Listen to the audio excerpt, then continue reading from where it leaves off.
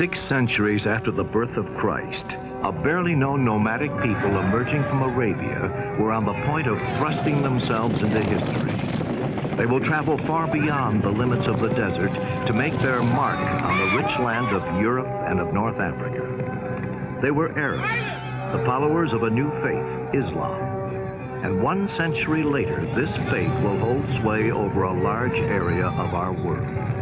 They will threaten and conquer part of the Christian empire of Byzantium, of barbarous Europe, Spain, Sicily, southern France, and part of Italy, and of the newly planted Christian faith already dispossessed of some of its oldest strongholds.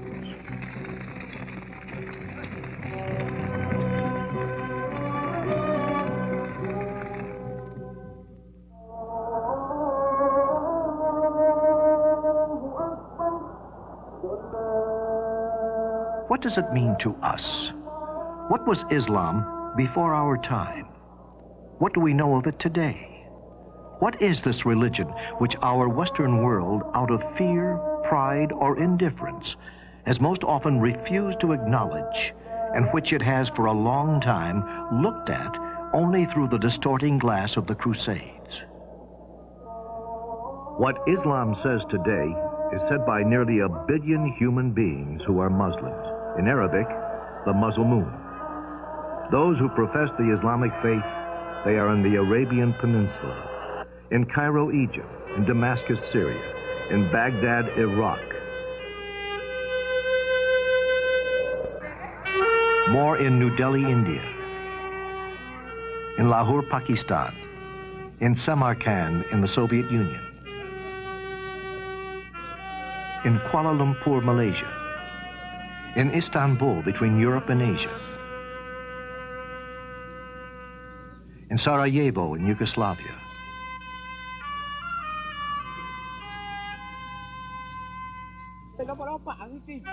and likewise in Timbuktu, in the heart of Africa, in Paris, just as they are in the modern cities of America.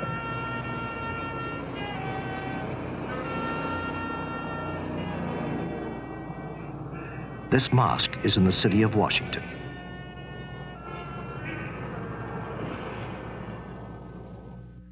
Geographically, the Muslim religion reaches over an extensive portion of the earth between the Atlantic and the Pacific. Its frontiers are not sharply defined. Here and there, they are taking non-Muslim minorities, while even beyond them, the faith is spreading. Islam has conquered some of the most isolated deserts in the world, from the Indian to the Sahara.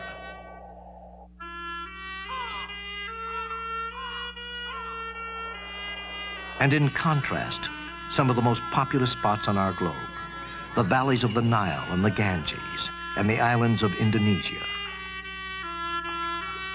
Muslim civilization extends from the unshaded eastern deserts to the high steppes of Iran, Afghanistan, and Central Asia.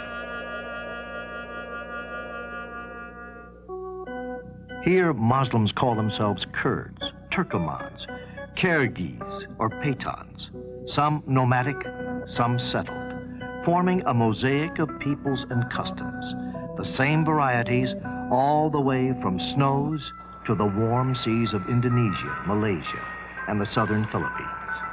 Millions of people living on faraway islands, millions more Muslims. But beyond nationality and the difference of cultures, beyond all division of politics, faith is the strong bond which links together these souls.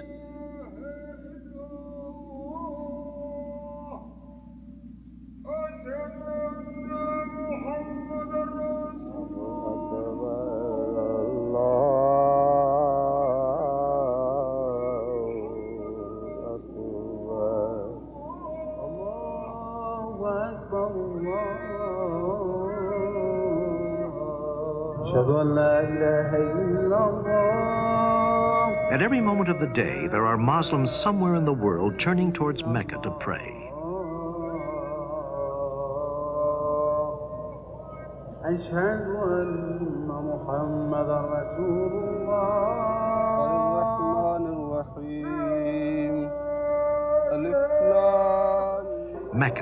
a sacred core where pilgrims are to be found every year bearing witness to the spiritual unity, this brotherhood which knows no frontiers.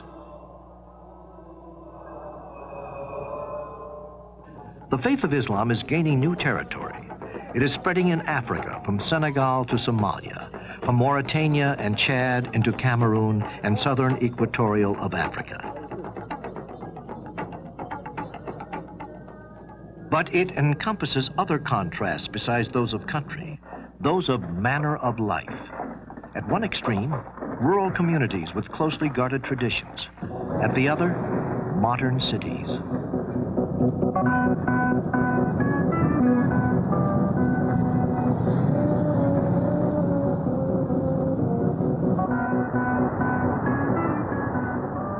Progress.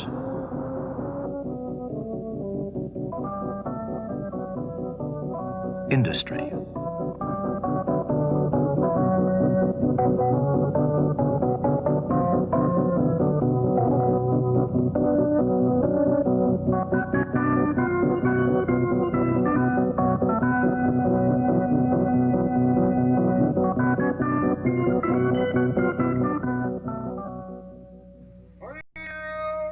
In some countries, Islam is the inspiration for every aspect of political life, as in Arabia, where the king is also the prime minister and commander-in-chief of the army, and where the sole source of the law is the Quran. Where and how God, whose prophet is Muhammad, has he revealed himself to man? Where did this civilization begin?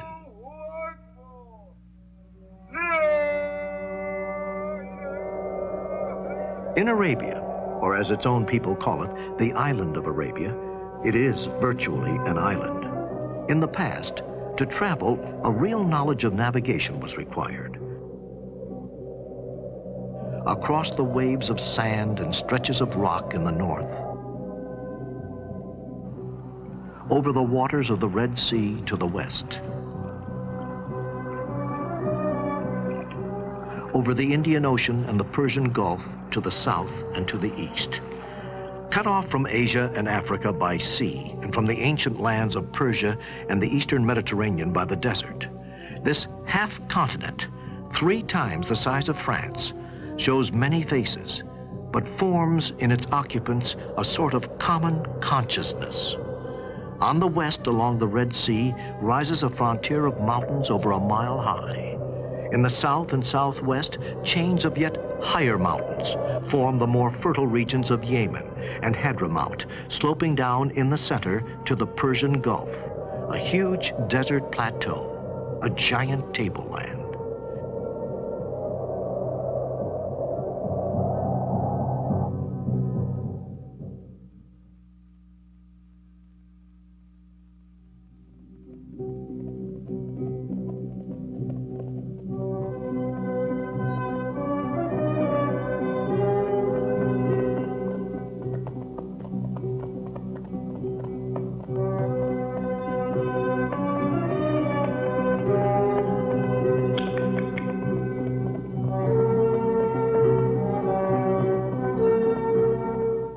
History already had numerous and long-established relationships with the settled part of Arabia.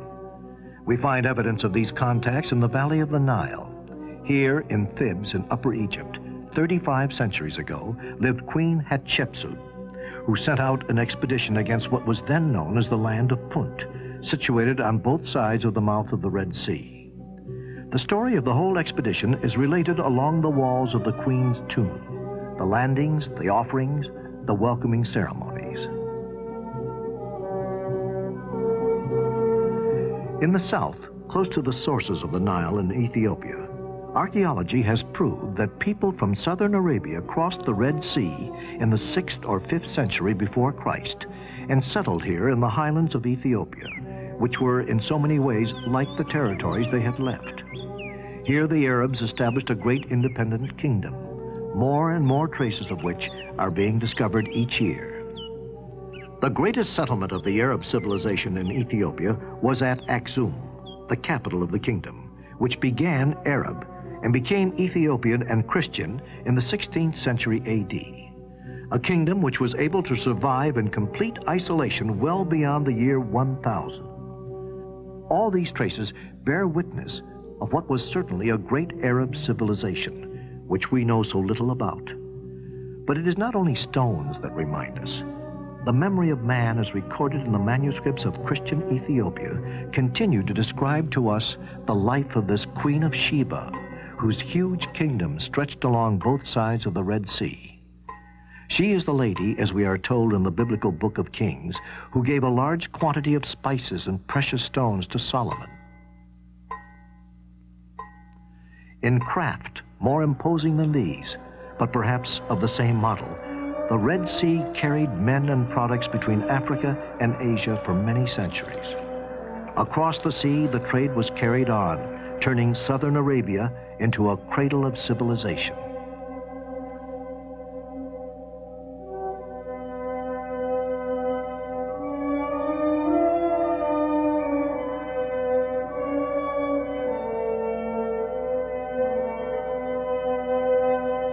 This was the Arabia Felix, the happy Arabia of antiquity, the country of perfumes, incense, and more, an enchanted and fabled land.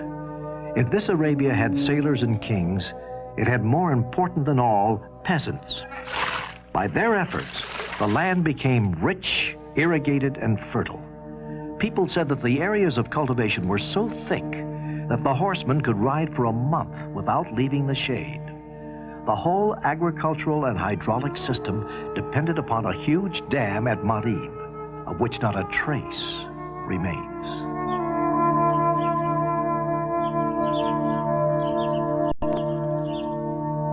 It is here at Sana'a, the capital of Yemen, that we can visualize what the towns of this old civilization were like. By themselves, these palaces of stone reveal the originality of the settled countries of the south, proud of their strength and their traditions. Here can be learned something of the golden age of the southern Arabia, before the coming of the prophet between 7th century BC and 2nd century AD. There were also fabrics, perfumes, and different woods, which the harbors, today seeming so modest, received from India and Eastern Africa. Gathered into the towns, these products were carried by caravans along the routes to Egypt, to Syria, to the Roman West, and to Mesopotamia. The vast trade from which southern Arabia was the starting point changed fundamentally the relations between the nomads of the center and the settlers of the south. The antipathy between two worlds, between two ways of life, gave way to an inevitable collaboration. The nomad could not do without the merchant, who paid him for the right of crossing his territory, and a merchant couldn't do without the nomad, who guided his caravans. Soon the ports and warehouses of the south were in touch with the great markets of the north, the city-states of Petra and Palmyra, centuries at the gates of Arabia, nudging the economic and cultural borders of the Mediterranean.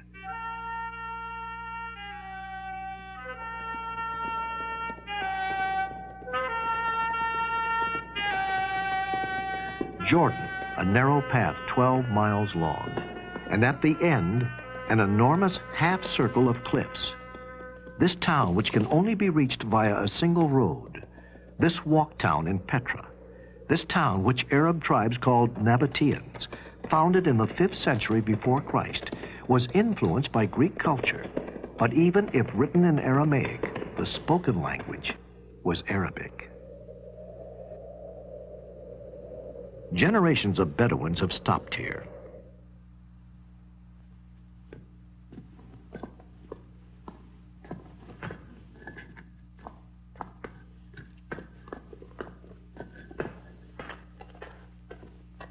These temples, these stores, these tombs, these ruins bear witness to the busy life of a large town. A caravan port, Petra, became the capital of an Arab merchant state, which redistributed the produce of the East throughout the Mediterranean. Rome objected, made sure of her control over the town, and then absorbed it for good under Trajan in the 1st century of our era.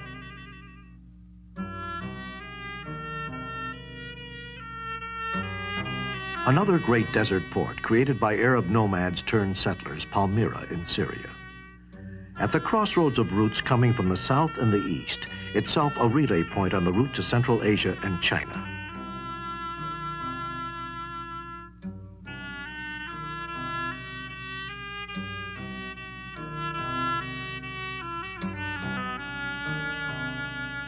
In the time of its splendor, between the 1st and 3rd century A.D., Palmyra, or as it is called here, Tadmor, was governed by a local aristocracy which made it one of the great forces in the eastern Mediterranean.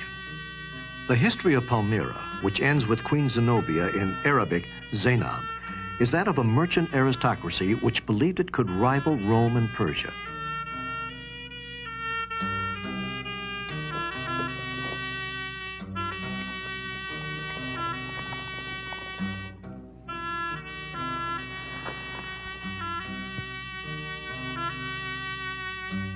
In the second half of the 3rd century, Palmyra, which governed all the caravan traffic to Asia Minor, Mesopotamia, Arabia, Egypt, and Western Mediterranean, Palmyra, the proud, rebelled against Rome. A few overwhelming victories, and then the Roman war machine reacted. The Emperor Aurelian captured Queen Zenobia and led her away in chains of gold. Nonetheless, it is in relation to Persian and Roman empires in its context of politics and international trade of those times that they began in Central Arabia, in the area of the Red Sea, the economic ascendancy of a country called the Hejaz.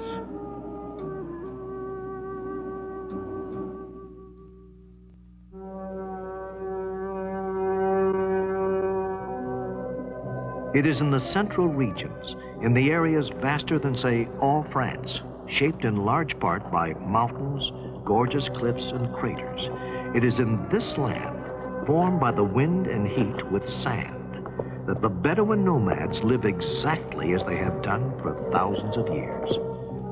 Amongst them, we are in the heart of a country that seems to have no history but today. The nomad, always on the move, finds his biggest challenge in these mountains. The peaks rise very high, more than a mile in the region of Taiz in southern Arabia. But these same mountains have found favor with the Bedouin tribes, helpful in the defense of their independence. They permit them to hold on to their two means of existence, water and pasture. It has always been as it is today. The water in this desert was to be found at distances which measured by days of travel. From here to the nearest well is 2 days' journey, and sometimes you arrive there and find no water, either for yourself or for your camel.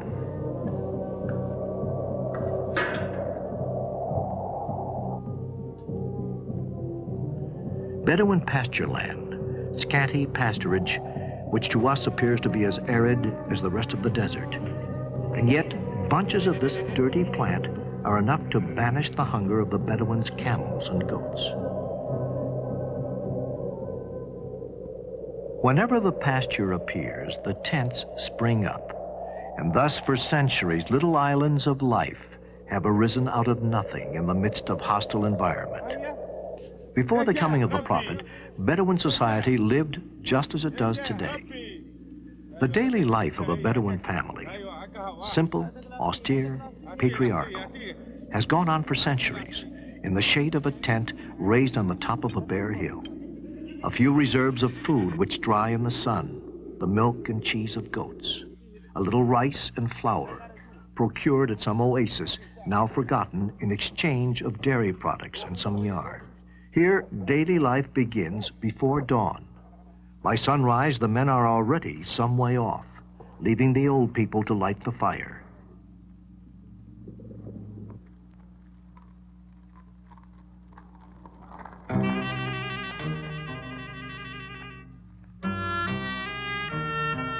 And the women to make the bread.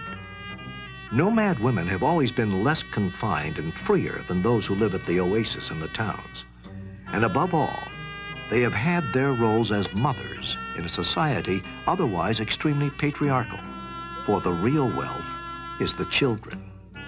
From age of 10, children are taught to lead and guard the animals, and they say there is nothing to shape character more than this unending solitude.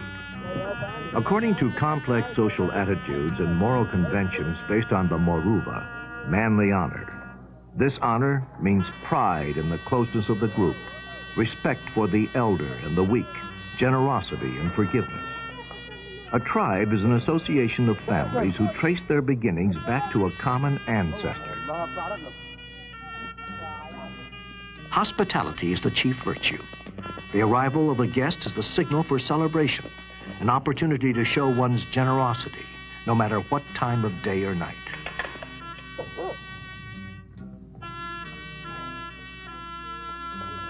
By unanimous and unspoken consent, they acknowledge the authority of a sheikh, a chief, chosen from among themselves.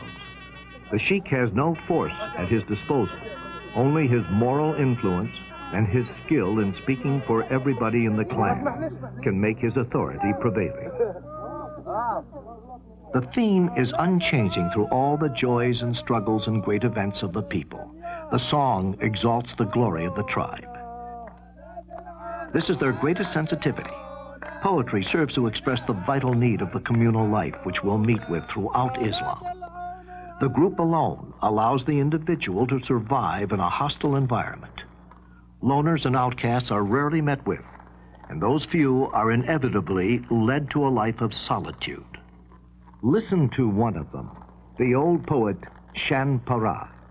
How many weary days did I live through in the merciless heat without shelter and its drags, before my tribe finally banished me forever and condemned me to perish in solitude.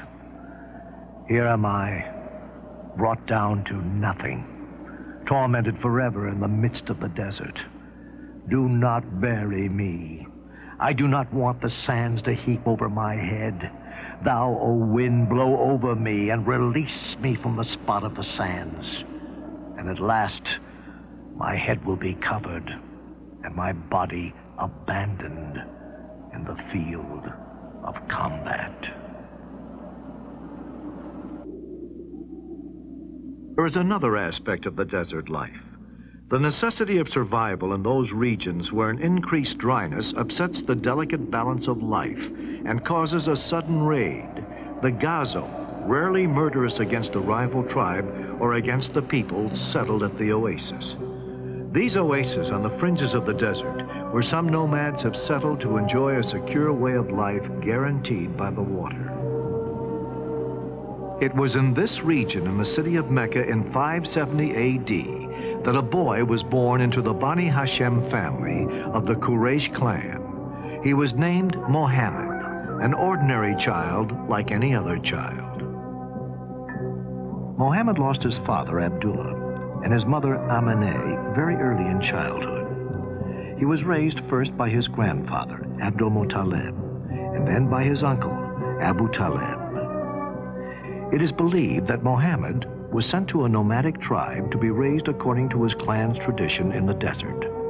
Like this child, like these Bedouin children, the young orphan was carrying on responsibilities like other boys in the Bedouin tribes, looking after animals and performing other duties. Young Muhammad was looking after the animals on the hillside where two angels appeared in a golden cloud and took hold of him. With secret gestures, they reached to his chest and washed his heart from a golden goblet. This action placed in him the breath of God. Muhammad passed most of his youth here, close to the route which caravans took to carry the goods leaving Mecca for the north. The caravan traders of Mecca controlled the routes to the Mediterranean. It is believed that Muhammad, with his uncle Abu Talib, a merchant, traveled along the caravan routes to the north and to Syria. Through the years, the caravan routes from Mecca led Muhammad out of the limits of the Arabian Peninsula into the Mediterranean, where at that time not only trade was spreading, but also the great ideas were at hand, the ideas of Christianity and monotheism, the startling doctrine of one and only God. Muhammad talked to rabbis, monks, and Christian merchants, and learned about Christianity and of Hebrew doctrine and of the final day of judgment. In Mohammed's time, hermits lived in caves throughout the Hejaz. Later on, Muslim tradition would say that these Arab hermits foreshadowed what was to come. They were early followers of monotheism, which would become the true religion.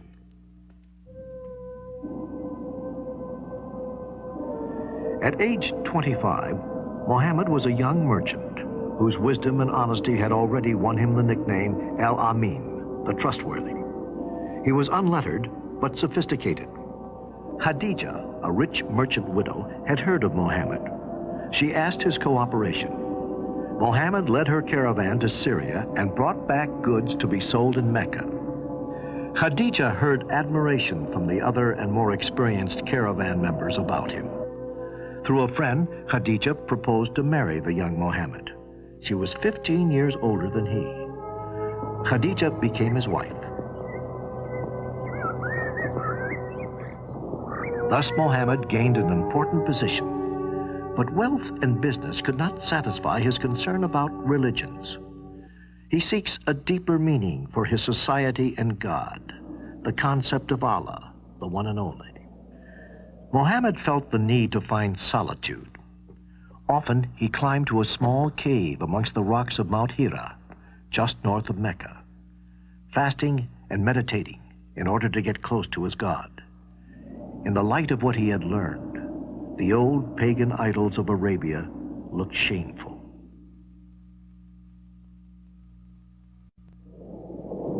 One night, in the middle of the month of Ramadan, the moment of revelation came.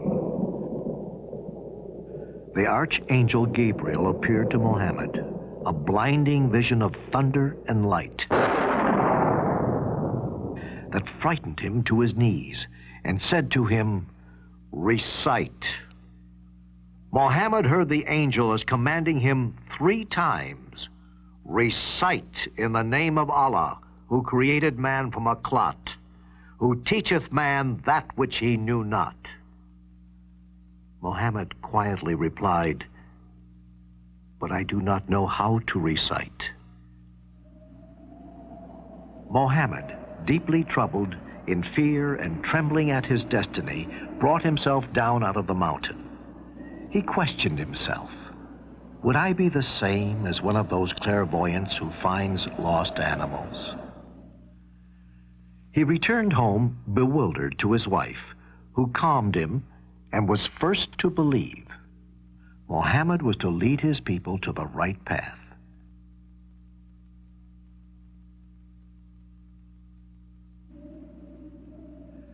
For 3 years after this day, Muhammad returned to Mount Hira, and the revelation continued.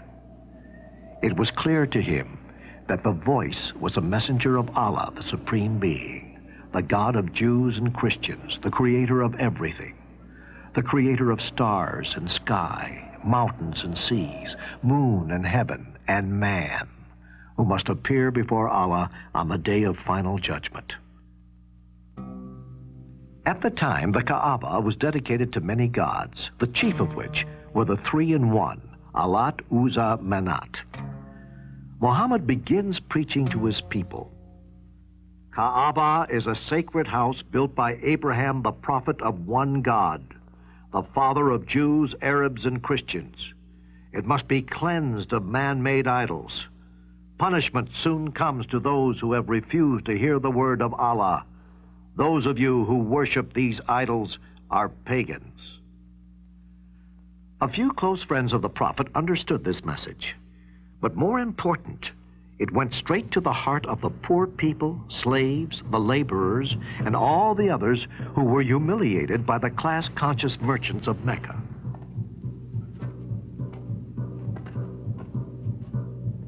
Meccans are threatened. They react harshly. Muhammad has discredited their gods and called them pagans. And most of all, he has threatened their pocketbooks. Muhammad says, a moral life is a life which a man uses his wealth for a just cause, and the wealthy and powerful must give to the poor and oppressed. Man should not marry to more than 4 wives at the same time, and must treat them equally and respectfully. Women have the right to inherit property. The rich must pay taxes to the poor, and no one should lend money for profit-making. The Meccans received these messages as threatening ideas. The merchants and the rich men of Mecca, whose great source of income was the Kaaba with its old idols, were afraid to lose their benefits. They decided to plot against Muhammad. Time and time again, openly, Muhammad and his followers were harassed. Meccans were afraid to kill Muhammad because of the powerful Quraysh clan, who might revenge him. But the increasing harassment had threatened Muhammad's followers. In addition to these problems, now his wife, Khadija, dies. Muhammad gathered his followers quietly and told them to leave Mecca. They went and crossed the Red Sea to Abyssinia, where the Quraysh clan had been trading for many years. This was the first Muslim community outside the Arabian Peninsula. Lonely and sad, Muhammad prays to his God at Kaaba. Suddenly, the archangel Gabriel appeared again, took him up, gently placed him on the wing of a fabulous creature, among other angels, flew him to Jerusalem, and then lifted him up into the seventh heaven, where Muhammad spoke to the past prophets Abraham, Noah, Moses, and Jesus. The angels brought him back to Kaaba, where Muhammad proved the truth of messages of other prophets. But Mecca was busy plotting against Muhammad, and each tribe took part in a conspiracy to kill Muhammad and his followers. It was a time for yearly pilgrimage to Mecca. Yathrib, an oasis 200 miles to the north, had already heard of Muhammad's messages of brotherhood. They decided to send a delegation to Mecca as pilgrims, but secretly they must meet with Muhammad and invite him and his followers to their town.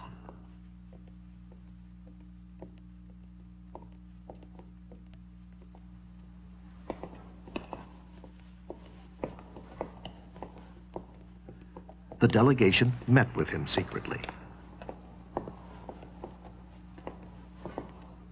Meccan conspirators became aware of these and set the time for action for the next day.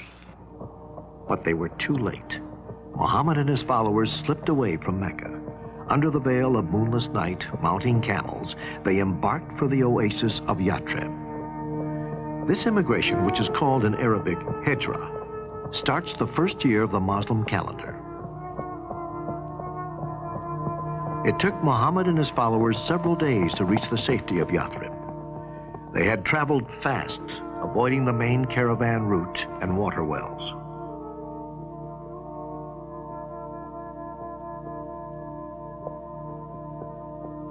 People of Yathrib were alerted of his coming. A small band of Muslim converts living at the oasis were waiting for him. When Muhammad arrived there, they shouted, "He has come! He has come!" Tears staining their cheeks. They offered him their homes, but Muhammad said, "God will guide my camel to a chosen spot." His camel stopped and kneeled near a small barn. Here Muhammad, with his own hands, with help of his followers, built the world's first mosque.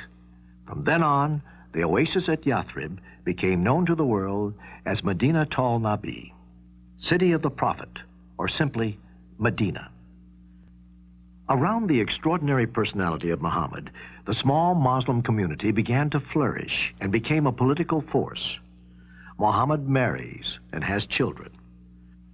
The revelation continued and was written down. These revelations form the Quran, the Muslim holy book.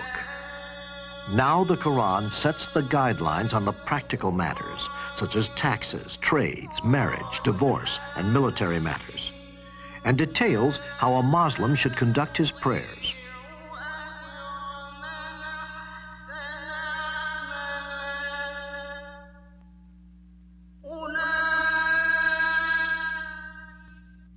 Allah commands Muhammad to make a war against non-believers. The first target was the annual caravan moving south from Damascus. 1,000 camels full with goods. The Meccan merchants were forewarned of the Moslem plans, and they rushed in reinforcements to defend the caravan.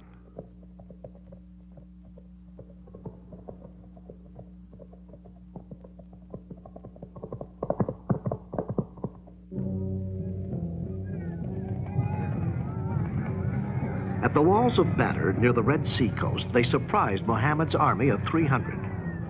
Muhammad shouted, "All who die today will enter paradise."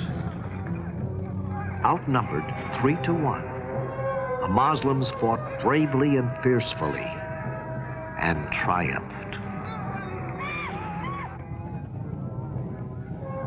A year later at Mount Uhud, near Medina, the Meccans retaliated.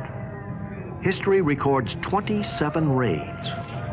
Slowly, by treaty and skirmish, Muhammad converted the Bedouin tribes of the surrounding desert, mastering their swords to the cause of Islam.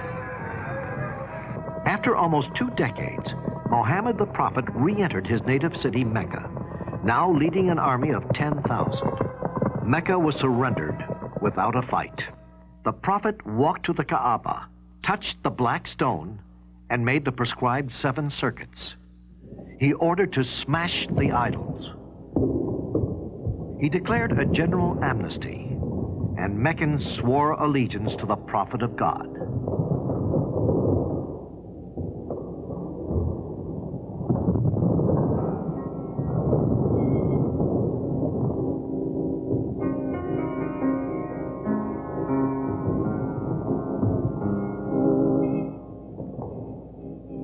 Mecca joins Islam, and Kaaba becomes the holy shrine of Islam. In respecting the Kaaba, Muhammad avoided hurting the feelings of his compatriots of Mecca. The old forms of pilgrimage were kept, but quietly changed. Within 2 years, much of Arabia was united under the banner of Islam. But the Prophet's mission was nearing its end. Back in Medina, he fell ill, weakening in each passing day. And finally, on June 8th, 632, in the arms of his favorite wife, Aisha, Muhammad whispered his last devotions, then peacefully surrendered to Allah's will. Aisha's father, Abu Bakr, gave the news of his death. "Men, may all those who knew Muhammad learn that he is dead. May all those who worship the God of Muhammad know that he is alive and immortal."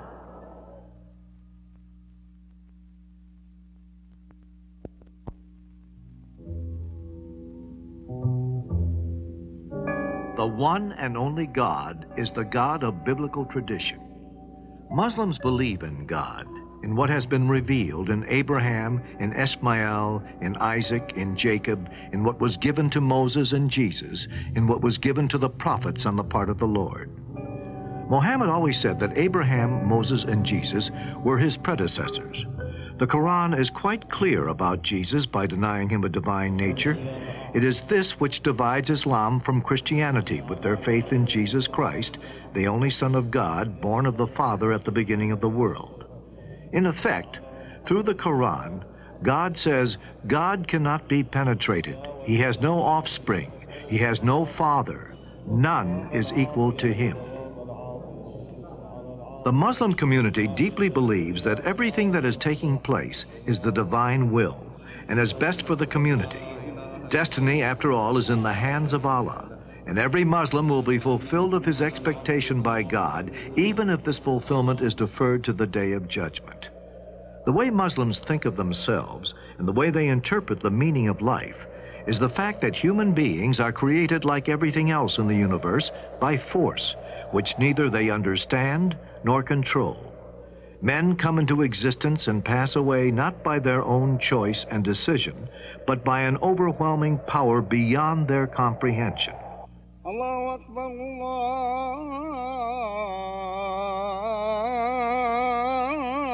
Allahu Akbar. Ashhadu an la ilaha illallah.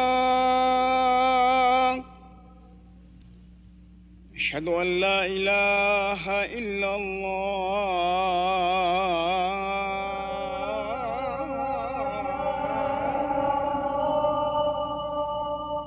I bear witness that there is no God but Allah, and I bear witness that Muhammad is the servant and apostle of Allah.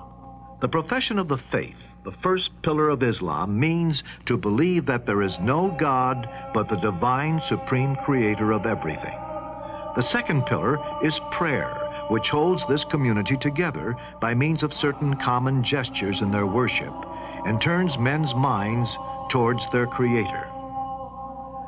Islam has fixed the number of daily prayers at 5. Dawn, midday,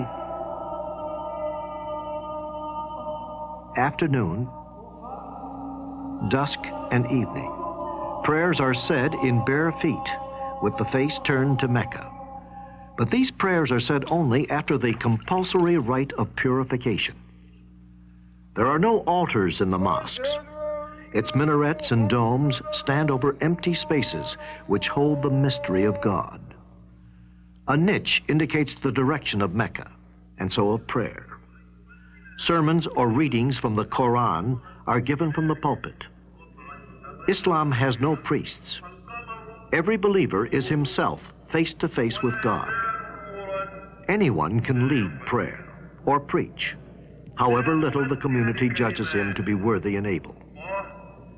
As the center of prayer and the meeting place for the whole community, a mosque presupposes a city life all around it.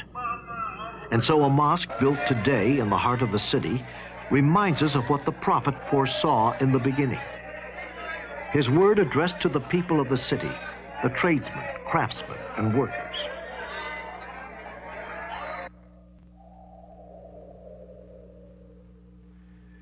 The Bedouins were on the outside of this emerging Islam. The washing, which is called for before prayer, could not take place here, where it is difficult to find water. It was only as an afterthought in the final surahs of the Quran that Islam authorized sand for the ritual of purification. And the nomad's prayer is often solitary, and it was these same Bedouins who assured the early success of Islam.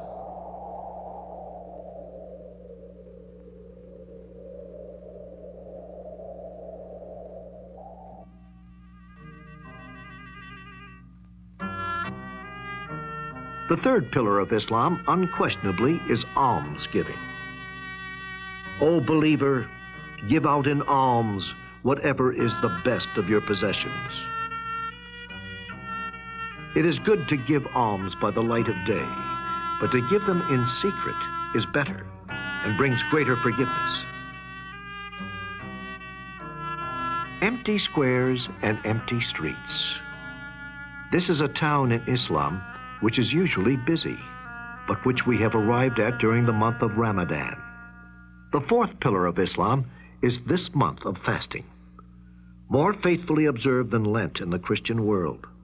It requires the faithful to refrain from food and drink from dawn to dusk, in spirit of sacrifice and purification, and out of respect for this month, when the revelation came down to the earth for the first time.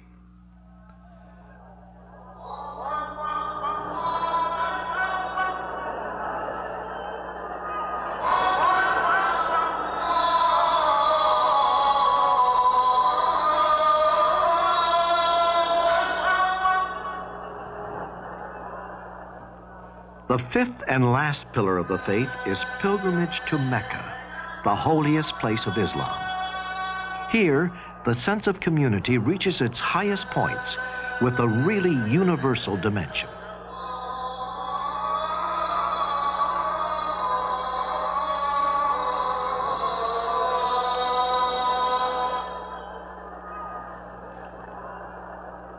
Looking at this crowd, so mixed in nationality, culture, and wealth, we have to put to ourselves a question. How has Islam kept this unity for 13 centuries? This belief in the soul of God, of whom Muhammad is the prophet. To Islam, it was Abraham who built the Kaaba and placed the first house for the true God. Some rites in this pilgrimage also carry the memory of Abraham. There is the night before reassembly of pilgrims at a place called Muzdalifah. The pebbles they are looking for will be thrown at 3 rocks tomorrow. For Islam, these rocks are the one where the devil stood and tried to persuade Abraham from giving his son for sacrifice. And these pebbles represent the ones Abraham threw at the devil to chase him away. Another ritual is connected with this portico, which links to hills called Safa and Marwa. The pagan Arabs made this portico the seat of mysterious natural forces.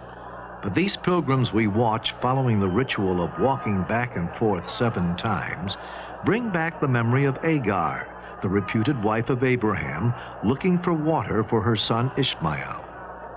It was at Mecca, on this hill of Arafat, which is now one of the final points in the pilgrimage of the faithful, where Muhammad, already sick, gave his last sermon in the year 632 of the Hijra. Men, listen to my words and weigh them in your hearts. I have fulfilled what was intended for me in this life, and leave you a cause which is clear.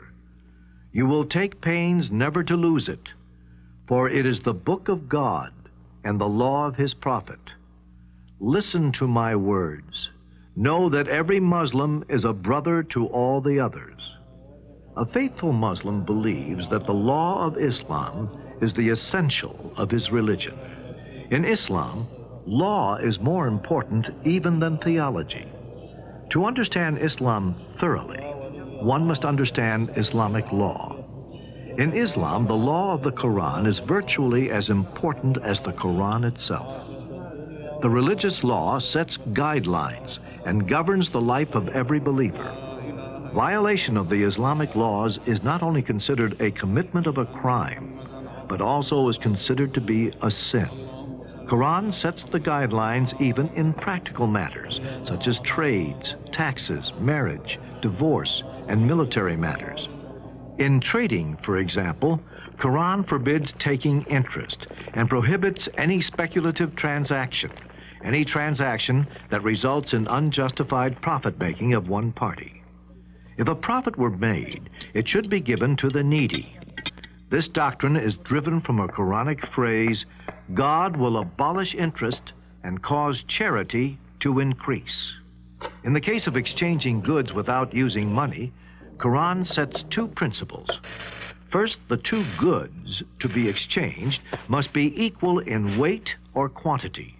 And second, there must be no time delay in exchanging, because it is possible that during the interval, the value of one good might fluctuate, and this may result in loss for one and profit for the other party. In tax matters, the Quran is very clear. As the 3rd pillar of the faith, every believer has to pay zakat. Zakat is not a kind of tax that governments levy on the public, but it is an act of monetary worship. The Quran has generally mentioned zakat after prayer and has enjoined it as an important foundation of the divine religion, which has been the creed of the former prophets in all ages. The great moral and spiritual benefits that accrue from the institution of zakat for the Muslim society and mankind at large can become possible only if the payer practices it as an act of benevolence and worship and does not regard it as a mere tax. The Quran also gives guidelines for upgrading the women's status in the society. For instance, a man is permitted to marry up to only 4 wives at the same time, but he must treat them equally, and women have the right to inherit property. In the case of divorce, Islam does not involve a complicated or a long procedure.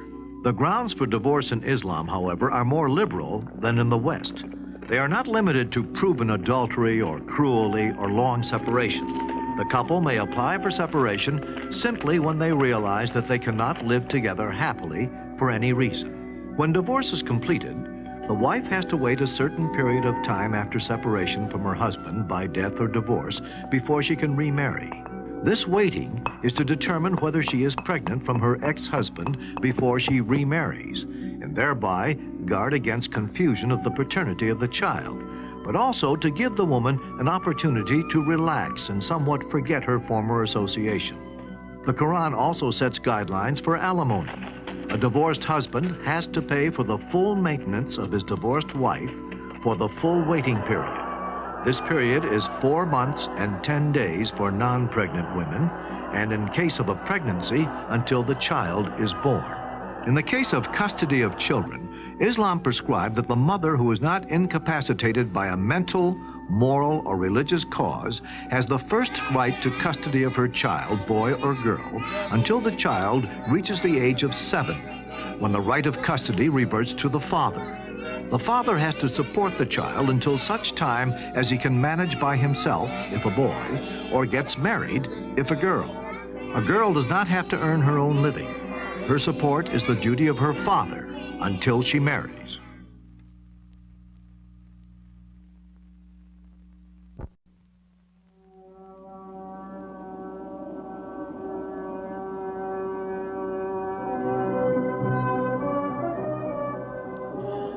On the death of Muhammad in 632, although a significant part of Arabia had already been converted by the message of Quran, the Muslim community was still very fragile and easily upset by the rivalries between the nomadic Bedouins and the people who had settled at the oasis and towns.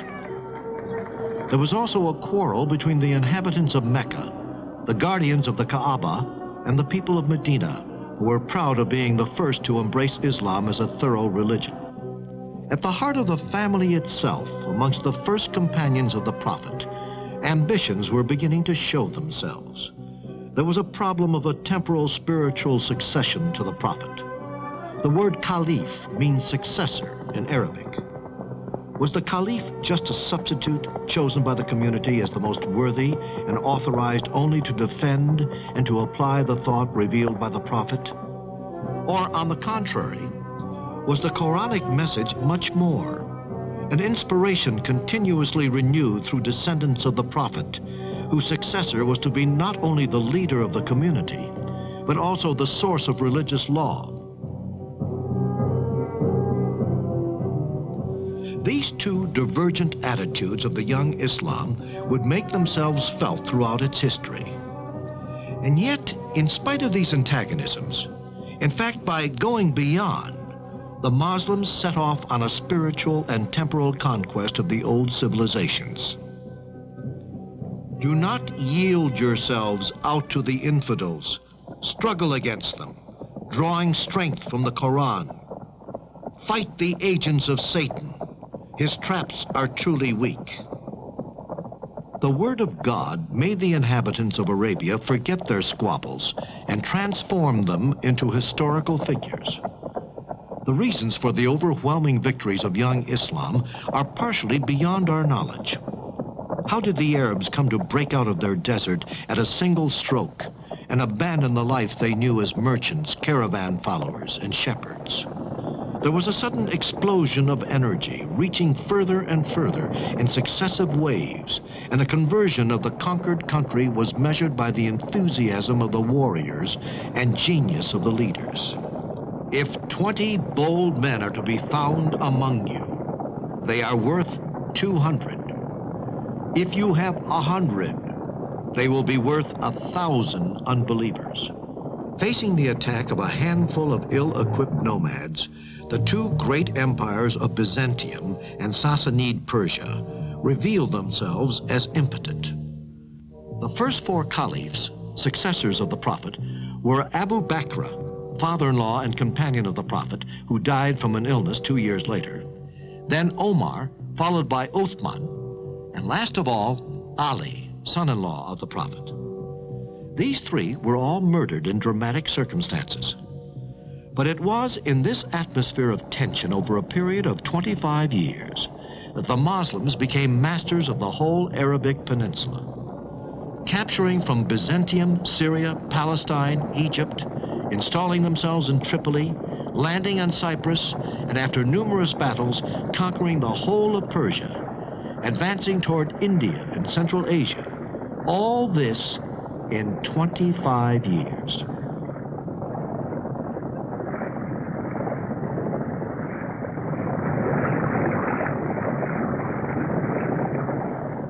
To account for such extraordinary successes, the High Middle Ages finds no explanation other than divine will. For some, the invaders were the supernatural forces of the Antichrist. For others, they were judges sent by God. Certainly, the religious element must not be underestimated. The new faith, praising its disciples' struggles and promising them victory or paradise, played a determining role. We shall grant a reward without limit to whoever fights along God's road, whether he be killed or victorious. But the rapid collapse of the Persian Empire and the Sassanid dynasty and the retreat of the Byzantine Empire is also accounted for by their own state of impotence and degradation. Here are the ruins of a Byzantine city. If such mighty walls were overcome, and if so many monuments like these were smashed down, it was because the advancing Arabs sometimes found only shadows defying them. The empires against which the turbulent young Arab armies of Islam measured themselves concealed behind their facades of power the far advanced weakness of a very sick body, undermined by social inequalities and religious squabbles, and these were made worse by the authoritarianism of its princes. Moreover, these two great empires had been exhausting themselves in skirmishes and wars for many generations, capturing and recapturing the provinces which Islam was about to take for good. The local populations were very quick to greet the newcomers as representatives of a more just society. For the peasants of Iran, oppressed by the Sassanid aristocracy, as well as for the common man of Asia Minor and Mediterranean Africa, harassed by the vicious taxes of Byzantium, Islam meant a relief after centuries of misery and exploitation. By the grace of God, you have become our brothers, while you were once our enemies. May you form a community with us. Poor man speaking to poor man. They recognized each other and understood each other, having already been acquainted since the time when the Arab shepherd, caravan driver, or merchant had lingered on the outskirts of the cities. Nonetheless, during the final years of the first period of conquest, Islam went through a particularly dramatic crisis, which left scars behind which could be seen for centuries to mar unity. After the murder of the third Caliph of Islam, Uthman, in his home at Medina, 656, Ali, cousin and son-in-law of the Prophet, found himself inheriting the Prophet's mentors. Although Ali was easily able to defeat partisans, encouraged by Aisha, one of the Prophet's widows, at the so-called Battle of the Camel, he was obliged to come to understanding with the head of the Umayyad clan from Mecca, who was the Arab governor of Syria and Egypt. They later took over the caliphate after the murder of Ali in 660 and introduced the dynastic principle into the succession of the Prophet.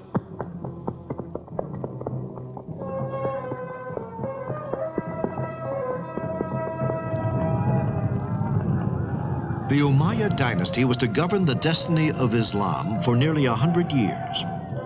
During its predominance, the conquest would be continued towards the west after desperate battles against the barbarous tribes of the Maghreb.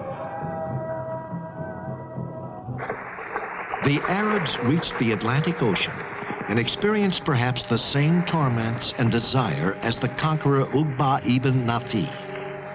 When he arrived there, after galloping across Libya, he urged his horse into the waves and cried, "My God, I call upon you to witness that if there were a way through here, I would also cross this sea."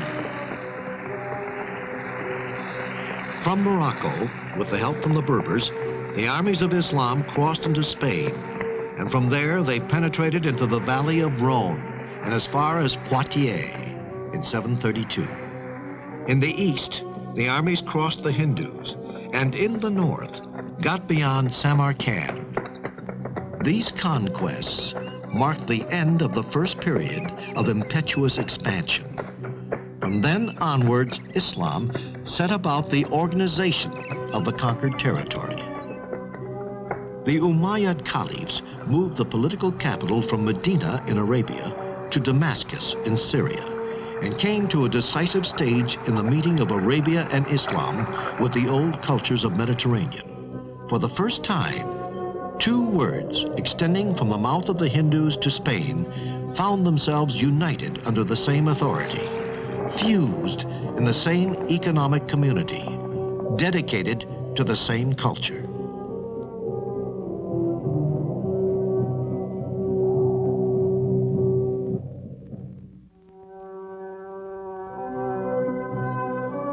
The first result of this new Islam in the years after the conquest is the building of cities.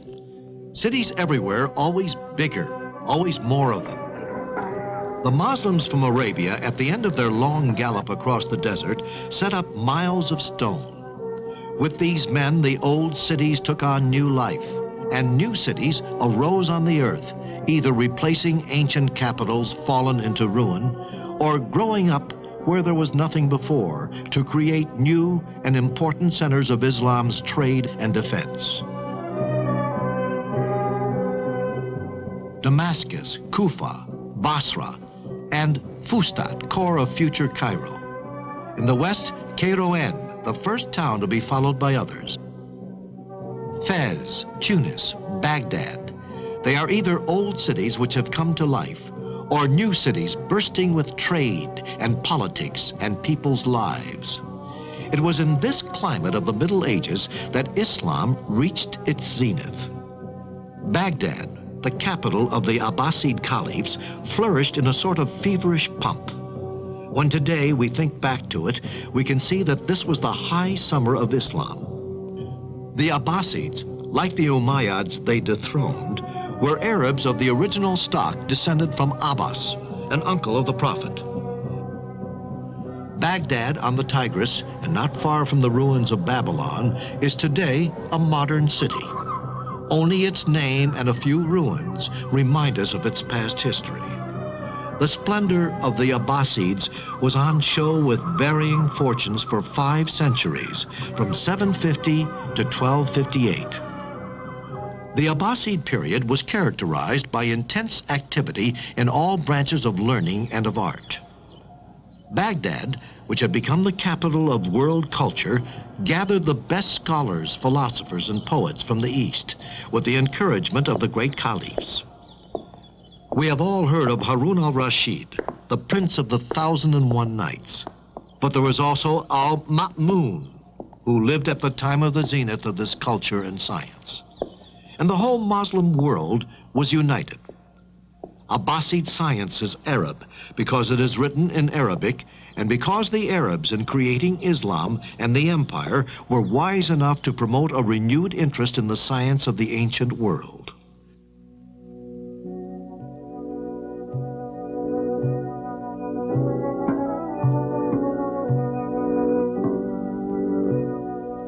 A symbol of these great assemblies is the Treaty of the Fixed Stars by the great astronomer and mathematician Khwarizmi, an Arabized Persian who lived in the 9th century.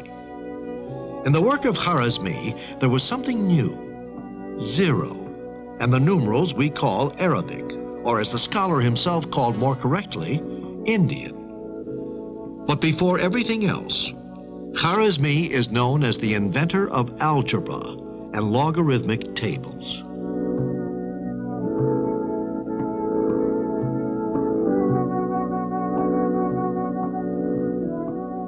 Maps of the heavens stand opposite those of the earth. They are drawn up to show the trade routes and to point out the way to provincial officials who are returning to their posts.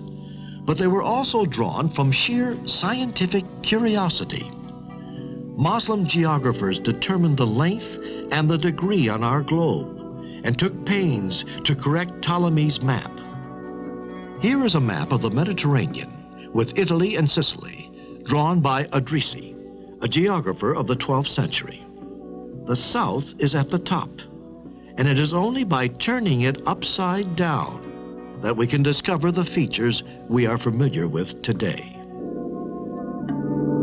This is the University of Kuwait, Above the entrance are the words from the Quran. O Lord, may our knowledge increase. All Muslim universities, from the most modern to oldest and most glorious, keep fresh the memory of the great discoveries in science, in philosophy of the medieval Arab world. Not one student or teacher can forget that glorious moment in the Muslim history, when to be a Muslim meant to belong to the most advanced scientific, cultural, and technological society known to man. The West was able to profit best from the scientific discoveries of the Arab scholars.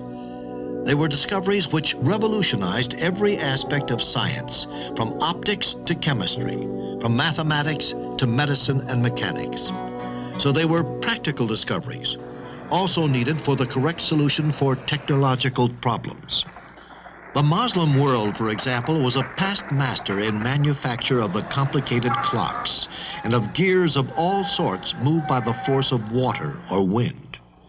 Indeed, the windmills, which you can still see in the Mediterranean basin, from Spain all the way to Greece and Turkey, have probably come down to us from the high plateaus of Iran or of Tibet by way of the Muslims. From Spain and Sicily, Arab thought, either theoretical or practical, soon won over a Europe which was very far from reaching a similar level of culture.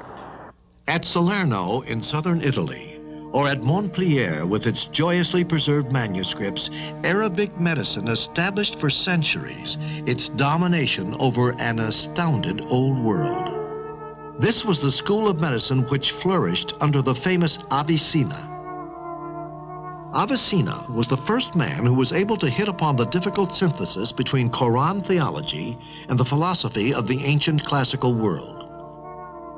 This was in the 11th century. He elaborated the most important philosophical system of the time, which became known in the Western world too.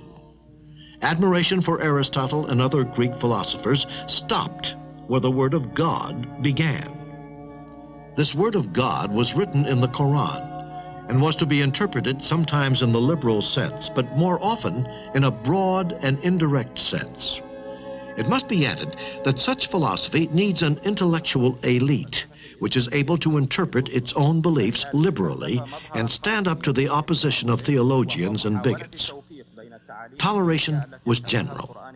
Official condemnations were rare.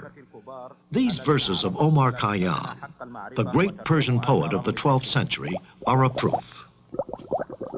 Why did our Creator, when he made the world and adorned it, then yield it up to the power of death?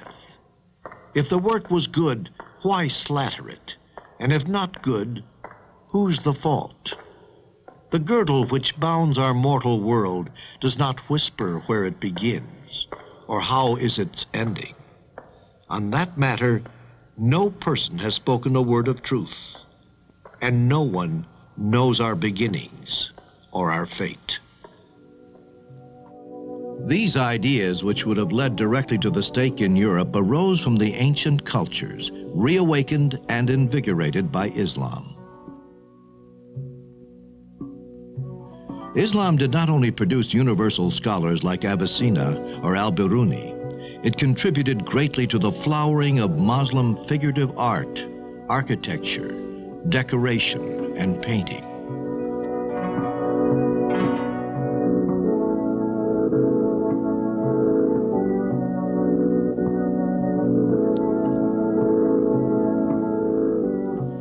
When you speak of Muslim architecture, you immediately speak of international art. This architecture arose in the same way from Islam's meeting with the old civilizations which surround her, most of all, Persia and Byzantium. The Arabs found a way to assimilate this new world, which was emerging as the result of new needs of the faith and community life. And they made of it something until then unknown. The greatest invention of Muslim architecture was the mosque, the aesthetic value of which is based on three essential elements: courtyard, dome, and minaret. The relationship between the vertical minaret, the horizontal body of the mosque, and spherical dome suggested different and original interpretations of the Muslim artists, depending on the places and times they lived in.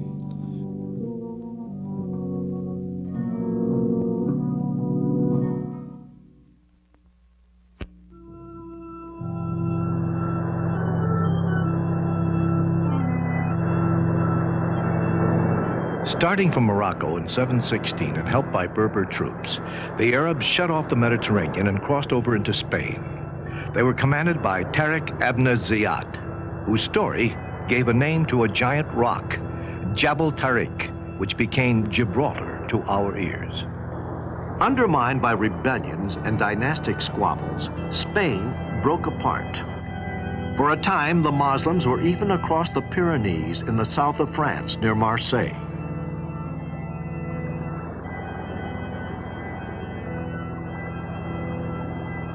These old deserted mills along the river are known as Saracen mills.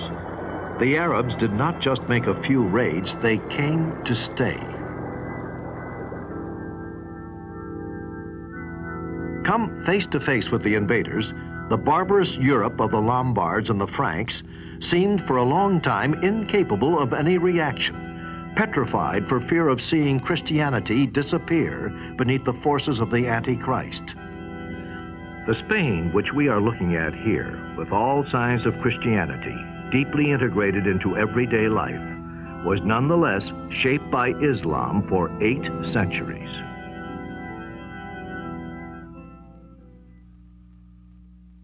The conquest was easy. The first route was towards Seville and Cordova, through the valley of the great river, the Wadi al-Kabir, known to us as the Guadalquivir.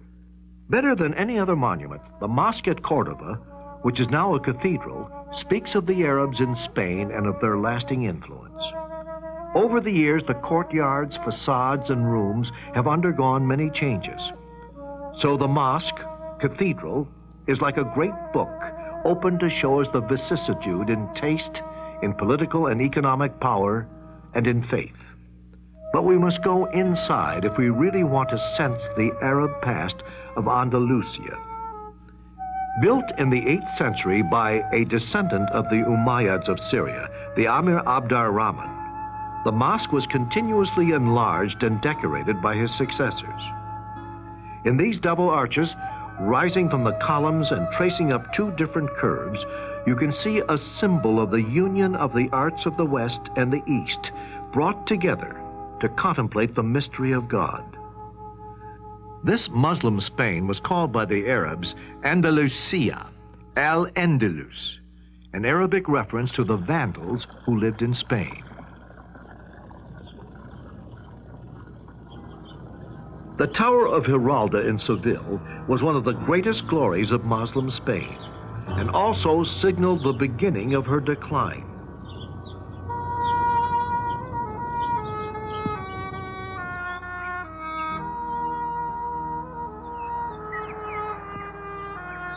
It may or may not commemorate the victory over the Christians in 1195, but there is no doubt that Giralda reminds us of buildings in Morocco, like the Hassan Tower in Rabat or the minarets at Marrakesh. And it was from Morocco that the warriors set out who were summoned to defend Muslim power in Spain against the Christian kings of the north, who at the beginning of the 11th century had undertaken the reconquest of the peninsula. This was the time of decision. The warriors from North Africa returned, but not only to defend Islam and fight the Christians. They came too to bring Spain back to the right path. They believed she had become decadent and forgetful of the Prophet's teachings. In 2 waves, one from Western Sahara and one from Atlas Mountains in Morocco, these Muslims overran North Africa and Spain in the 11th century, backing up the earlier Arab victories. But Spain had changed. She was no longer a country and had become a province governed from Morocco. Rabat. Here was to rise the greatest mosque in the world, the mosque of an empire which wanted to unite North Africa and reconquer Spain. The culture of Arab Spain had reached a very high level. From this period dated the careers of the saints and scholars known throughout the world.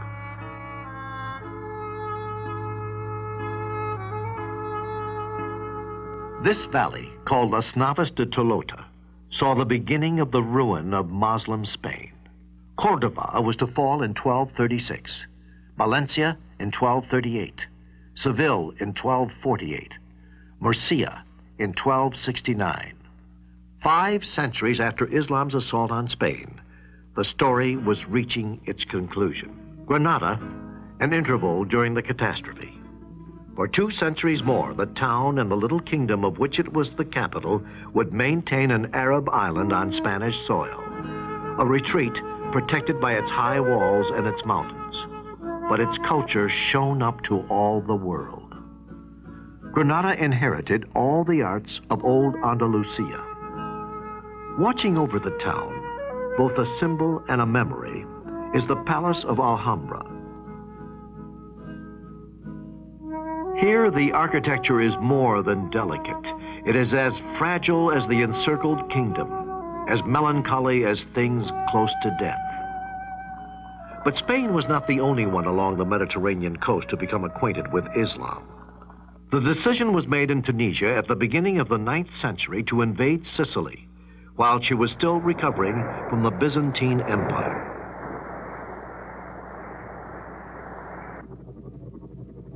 The expedition was set out.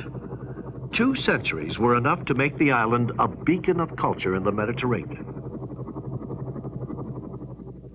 Palermo, the capital of the island, and one of the greatest cities of the Arab world, seems to the eyes of the surprised visitors to be hidden beneath her palms and orange trees, while her palaces and mosques towered over them. For many years in Arab history, the name of Sicily, conquered, enriched, and then lost. The palaces of Christian Normans had Arabic names and decorations. These rich homes, retreats, cloisters, and churches all indicate the attraction of the Eastern arts for the conquerors. Here, Norman culture flourished and took over the best of the Arab tradition: language, design, institutions, poetry, court ceremonial, and the art of living. Facing Islam in Spain and Sicily was the Christian West, a West which accepted Muslim culture but remained closed to any significant contact. In this time of chivalry in the high Middle Ages, the idea of the Crusades for the freeing of the Holy Land was born. Pope Urban II declared the Holy War against Islam, and the goal was the invasion of Jerusalem. The First Crusade was in 1095. The Abbasid Caliph of Baghdad and their rivals, the Fatimids of Cairo, opposed only weakly the advance of the Crusaders, or as they were known in the East, the Franks. The Crusaders besieged Jerusalem, took it, and celebrated their victory with an appalling bloodbath. In these places, which represented power and fear, the Christian knights lived for 2 centuries. Frankish castles in Lebanon, Palestine, Syria, Tripoli, Said, and so many more erected on the plain or on the river bank. In 1396, the largest Christian army of 100,000 men were defeated by the Ottoman Turks. Although a disaster for the West, the Crusades had at least one merit. They dismissed all preconceived notions about Saracens and introduced them as men of flesh and blood, and showed their preoccupation, like their enemies in the West, with problems of politics, trade, and daily life. In spite of all these conflicts recorded in history, wherever Islam set foot, their treatment of other religions and faith showed great toleration. Each faith was free to follow its own belief. Only an annual payment of tax was set to be made by non-Muslims to the mosque. After the Turks were converted to Islam, they took from the Arab hands the torch of conquest against the infidels. To the dynasty of the Osmanlis, whom we call Ottomans, fell the glory of making Turkey into a world power. Allowing Byzantium to die in isolation, the Turkish sultans turned their attention to overcoming Eastern Europe. Let us travel up the Danube, like the Guadalquivir in Spain. This river, but on a much bigger scale, traces the path of the conquerors: Romania, Bulgaria, Serbia, Hungary. The countries fell, and their cities, Belgrade, Budapest. Here is a reminder of these years of occupation. These macabre skull towers built at the expense of the Serbian rebels.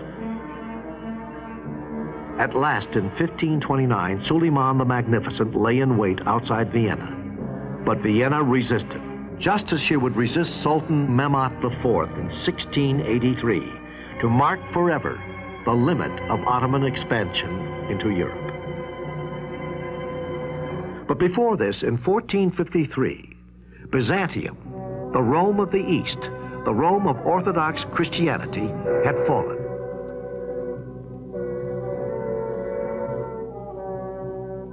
The violence of the conquest has been forgotten. Islam as a civilization left behind enormous traces on the continent of Europe. For several centuries, the different faiths have mingled, bringing about the peaceful relationships which are the only ones that can ensure the peace of the world.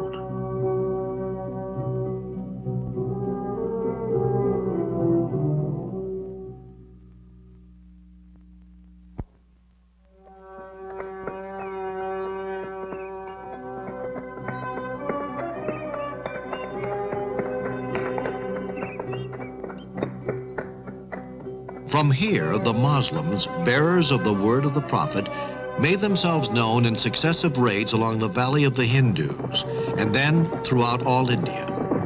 These were bold excursions, the results of which came to be of more and more importance for the future of India. On the high plateau of Afghanistan, which is battered by the winds, they built triumphal towers. Nothing, or almost nothing, remains of the glory of Ghazna, the town from which, round about the year 1000, the real Muslim conquest of India began. Ghazna today is scarcely more than a big market town for trade and agriculture in a sparse countryside a mile above sea level. Who would imagine that these streets and bazaars had known their hours of glory and high culture? In these years, when northern India was regularly pillaged, Ghazna was the meeting place of poets, artists, and philosophers arriving from all corners of the Muslim world. At Ghazna, every year when spring returns, the people partake in a game of strength and skill, where the ferocious spirit of the Turco-Iranian cavalry, which once swept out across India, seems to revive.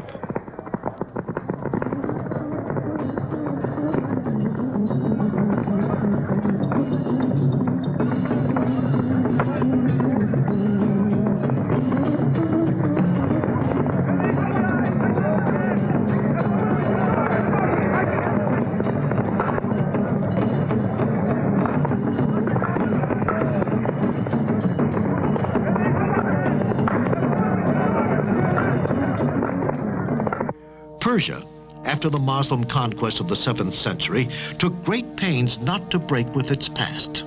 On the contrary, she jealously guarded it, enriched it, and absorbed it into Muslim civilization. Soon she would be able to win over the courts of the Turkish countries and northern India to her culture.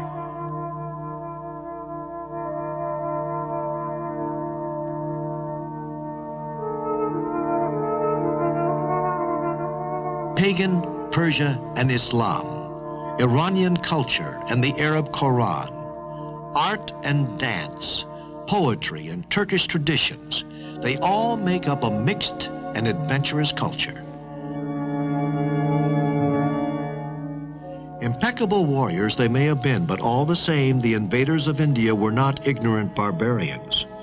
The attacks on India were often just raids, after which the aggressors went back to their mountains in the northwest. The special story of Islam confronting India was going to be for centuries one of a mutual attempt to convert each other.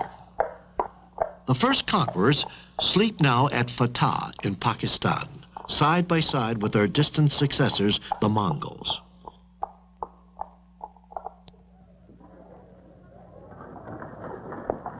There are more than 200 million Muslims in Pakistan and India today. Hindus were converted to Islam in great numbers because they were fascinated by the message of the new faith, which offered them an ideal based on the concept of absolute unity of God.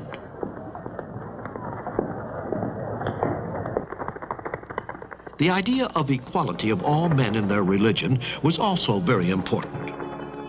Wherever Islam won through, the ridiculous and inhuman caste system which have humiliated the Indian people burst apart. Except for the northwest and the northeast, which were to become Pakistan, and where there were many conversions, Islam recruited principally from the middle classes, which had everything to gain from a strong and immense empire: craftsmen, merchants, and scribes. Below them, the world of the peasants remained unchangeable, poor and fanatically attached to its Hinduism.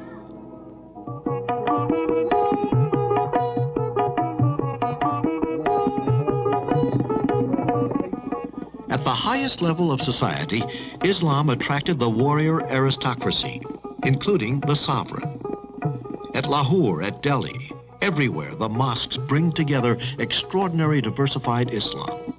Persians, Turks, Afghans, Indians from the south, from Bihar, from Bengal, from Deccan. Everywhere in the northern plains and in the heart of the continent, luxury and art took form in stone, and the great names rushed to our minds. Hyderabad, where the Nizam ruled, the richest man of the world. The story of relationship between the two communities, Hindu and Muslim, is extremely complex and comes right down to the present-day split between India and Pakistan. Once the shock of the conquest was over, the Hindus converted to Islam did not feel themselves so far away from their compatriots who had remained Hindus, for they kept their culture and family traditions. So they became a very useful core which could understand and help both outlooks. This is Ajmer, a sacred place of Muslim India, where the pilgrims come to visit the tomb of Chishti, one of those missionaries who did so much for the spreading of Islam among the Indian masses. The enormous influence of these missionaries and the quiet impact they made on millions of people played perhaps a more important part than the military conquest which conventional history so often stresses.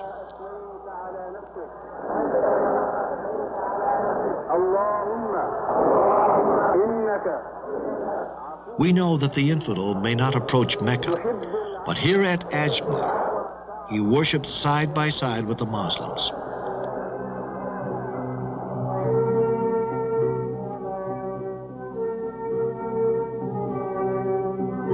The starting points of the trade routes to the Far East were the coasts of Malabar and further to the west, southern Arabia, the Red Sea, and the Persian Gulf. Islam's ships followed the monsoon routes and looked very like the ones in use today.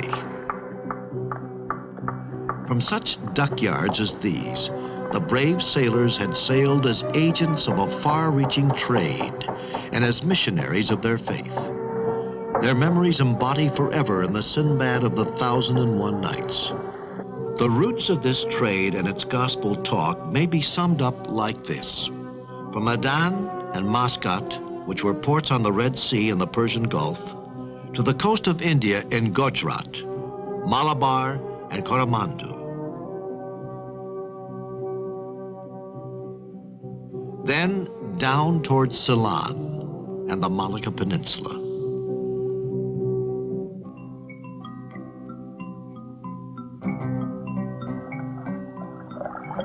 Muslim families live in the port of Hong Kong.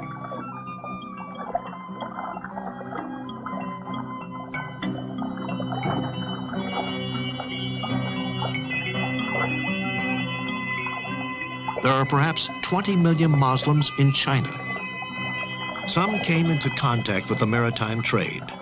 Others in the north and interior were affected by Islam ventures into Central Asia, or by the merchants on the Silk Route.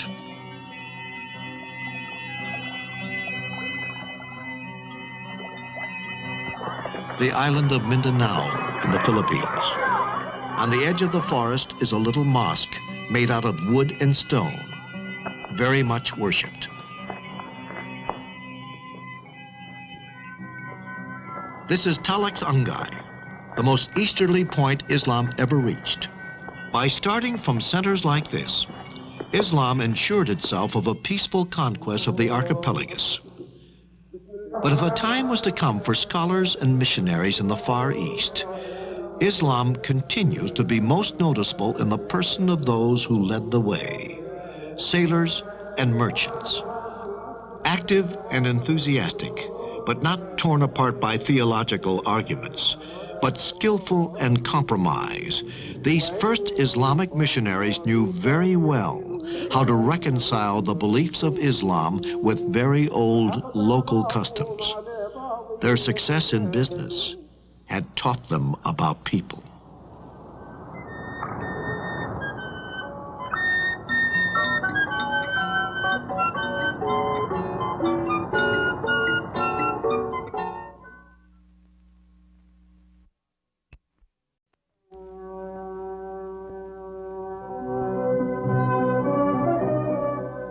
From one end of the world to the other and across many centuries, we have been watching history of Islam with its many mentalities and customs. Islam is a religion, but also a way of living. It represents a whole procession of people we think of as being far away, but who have, all the same, woven many strands into our own history and culture. Our journey has shown the strength of the expansion, led first by the Arabs and subsequently by the Turks as they spread their faith. The luxury of the courts contrasted with austerity of the desert. There was power of the empires, the vitality of trade, the buzz of city life. Cordova, Samarra, Istanbul, Mongol India, and hundreds of other reminders had shown us the magnificence of an art and civilization which were so often far in advance of the rest of the world. So now there are two questions. Why did this civilization so tragically bend under the military, economic, and cultural pressures whenever Europeans set foot? And what would be the future of the Islamic countries? Africa could perhaps give us the beginnings of the reply to these questions. It is really here where colonialism has sometimes gone as far as to impose the victor's language that one can perhaps grasp through Islam, the double dilemma of development and national determination. We must go back over the history of Islam in Africa.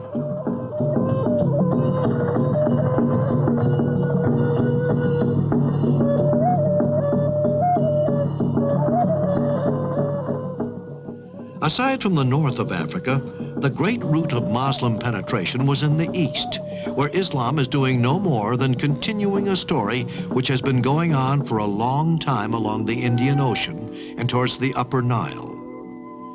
Much later on, and much more difficult because of the desert and its nomads, the entry into West Africa began really only after the year of 1000 A.D.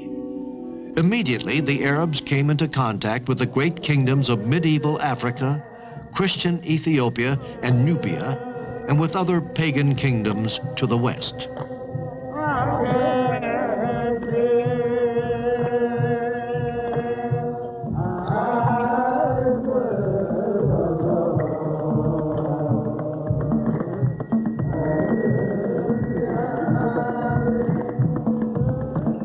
In Western Africa, on the other hand, they had complete success. In 1706, against the capital of Ghana. Then came the turn of a new empire to the east of Ghana, much more open to the influences of Islam, the Empire of Mali.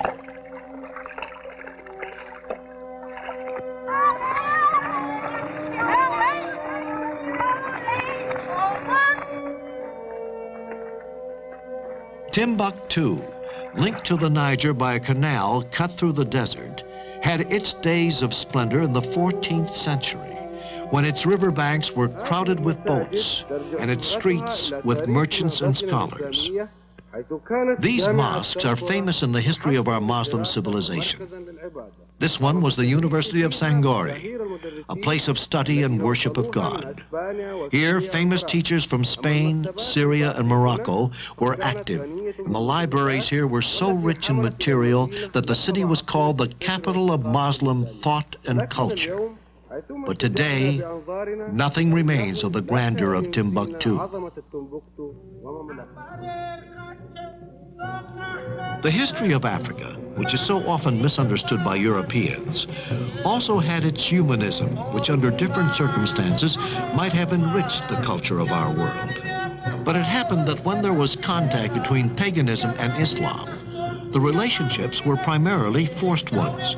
First between African slaves and the Christian or Islamic world, and then between colonized Africa, either pagan or Muslim, and the occupying European powers.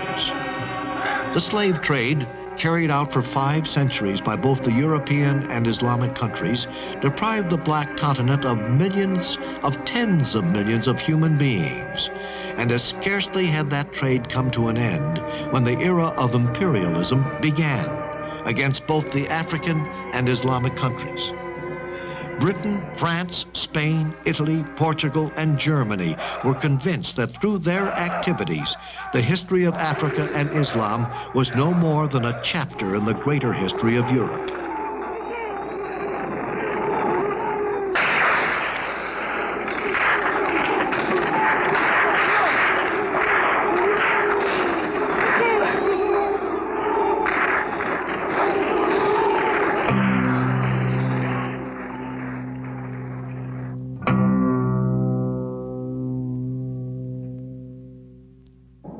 So Africa today, aware of its own history, faces the dilemma of foreign intervention.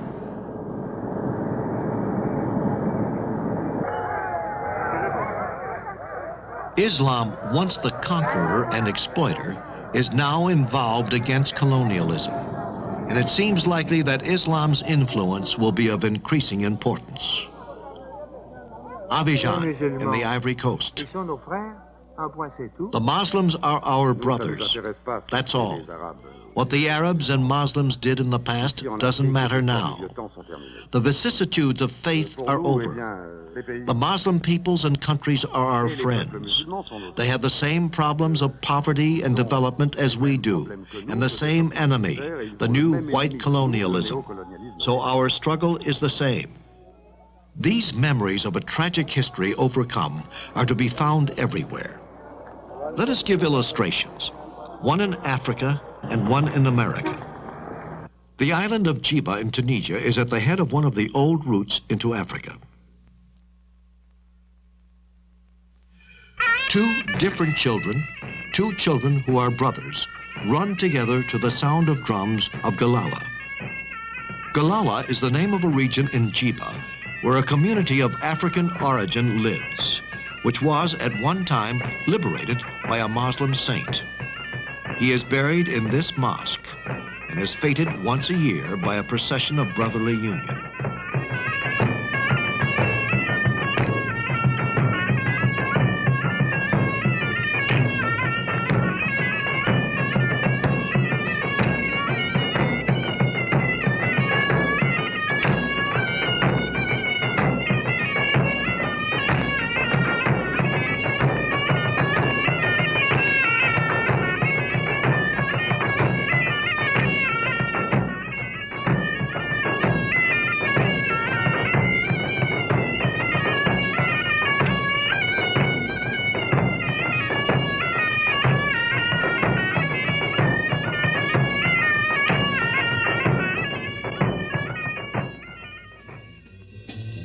In America, a sect of black Muslims have been created of the descendants of former slaves.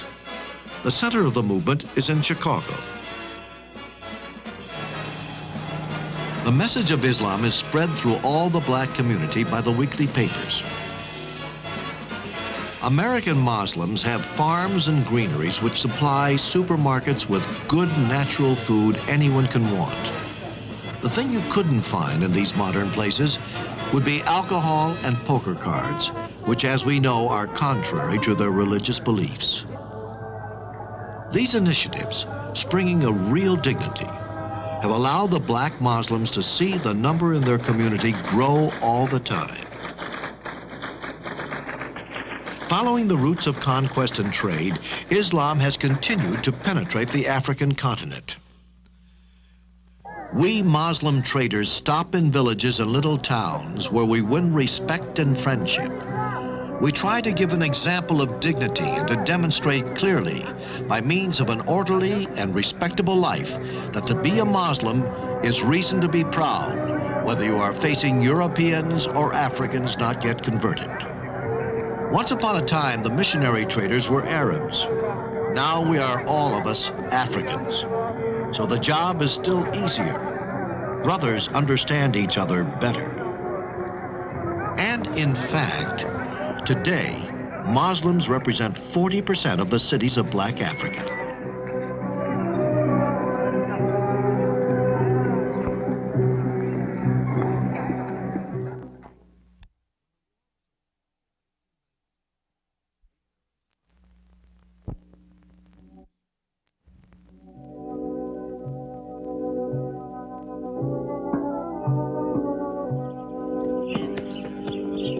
Is Islam keeping pace with the adjustments necessary with the needs of modern society?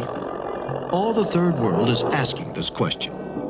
When talking like this about Islam, we have to reply by bearing in mind both the cause of the decline of the great Muslim empires and the reasons for the renewal of Muslim societies today.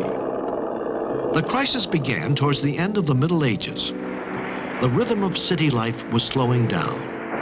The unity of the Muslim world was breaking apart year by year, and Europe was showing more and more venturous policy of trade, first in the Mediterranean and then in the Indian Ocean. At the beginning of this century, Islam, for the most part, found itself in the state of subjection.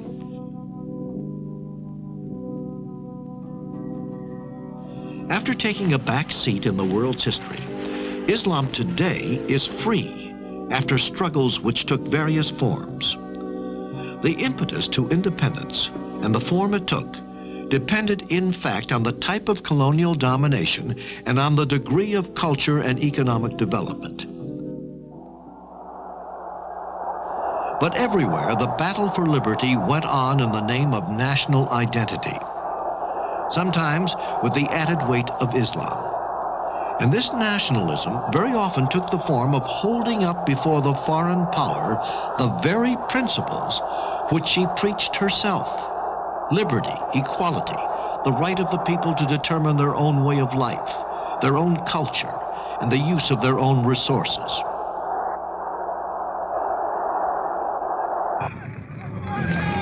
In 1916, the Amir Hussein and his son Faisal rebelled against the Turks in Hejaz, where Muhammad was born. As their ally, they had the enigmatic figure of an Englishman, T.E. Lawrence.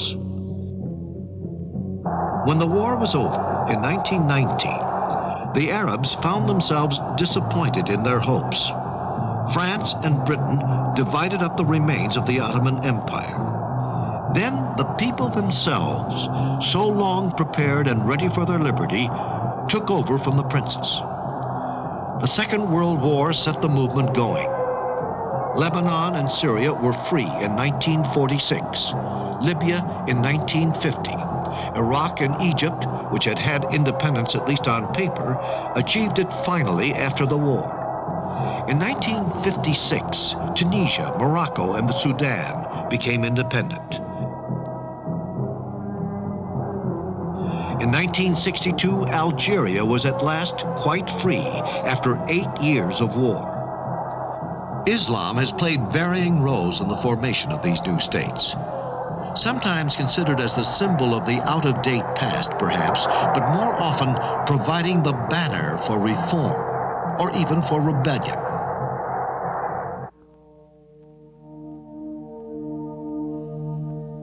the plains of Arabia, the legendary desert, and the most modern of treasures, oil.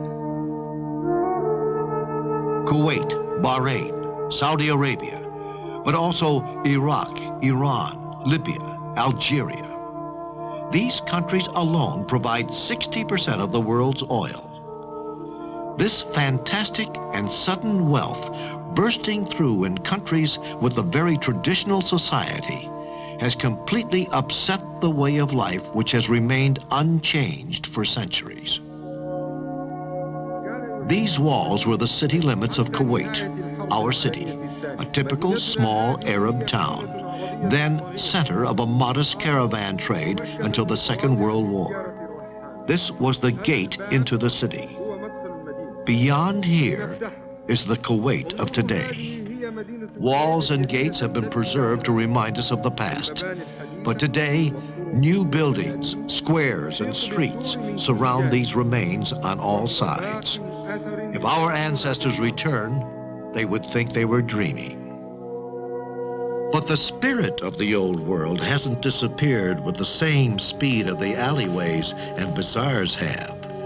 The souls of men need more time to change than is required to change things. The ancient Bedouin mentality, with its values and its patriarchal sense about human relationships, has left marked traces right on the heart of the cities. And the fabulous palaces are perhaps only a new framework for rebuilding structures inherited from the past. This falling in with the needs of the 20th century, or its myth, perhaps is clear. And it's on this territory that Islam has to win its next struggle. Labor, factories, timetables, work shared, new relationships between men arise from this modern life and its battles, and it develops a new awareness of their destiny.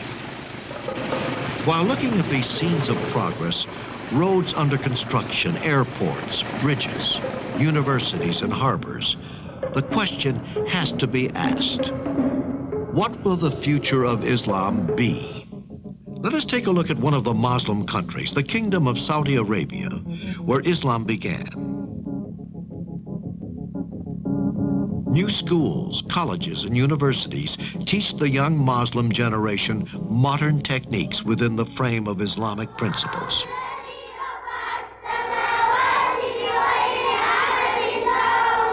From early age on, the children are strong in their faith for the benefit of themselves and the society. These are the teachers, nurses, doctors, and the scientists of the future. Although advanced industries are flourishing, modern methods and machines do not alter the enduring values of Islam.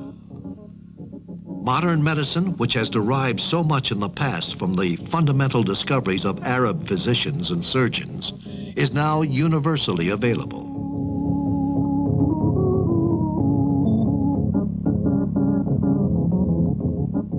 The desert is turning green and bearing fruit through modern systems of irrigation and artificial fertilizers.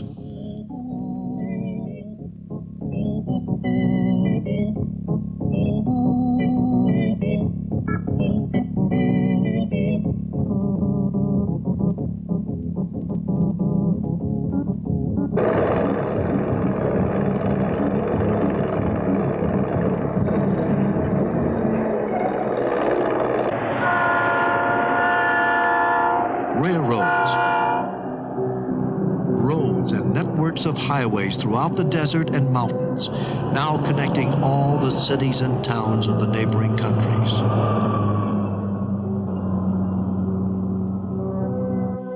Telecommunication has come a long way since the 20s. Now Muslim countries are linked by radio, telegraph, telex, telephone, and television.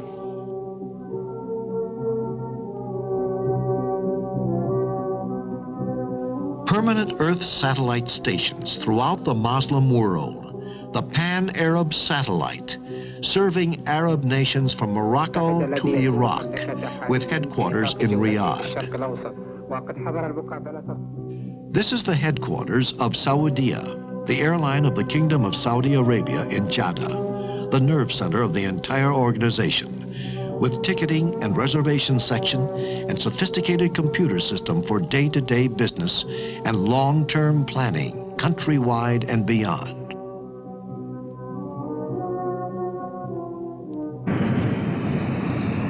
Now the airlines are covering the world: America, Europe, Far East, and Africa.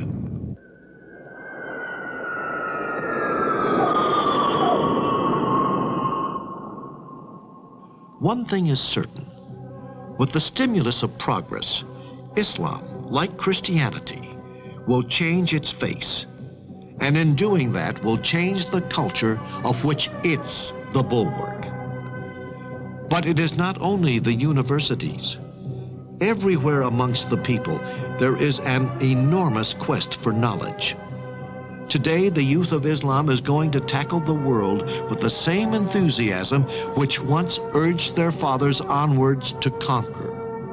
A double enthusiasm for freedom and faith.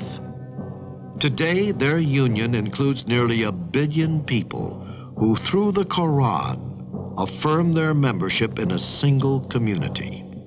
In many professions, these people are conscious of a certainty.